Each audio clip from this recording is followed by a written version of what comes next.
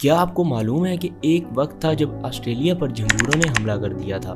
जी हाँ, इसे कहते थे द ग्रेट ईमू वार, जो 1932 में हुई। ऑस्ट्रेलिया के किसान फसलों को बचाने की कोशिश कर रहे थे, लेकिन हज़ारों ईमू फसलों को तबाह कर रहे थे। हुकूमत ने फ़ौज बुलाई और मशीन गन्स तक इस्तेमाल की गई, लेकिन हैरानी की बात यह थी कि फ़ौज ईमू को हरा ना सकी।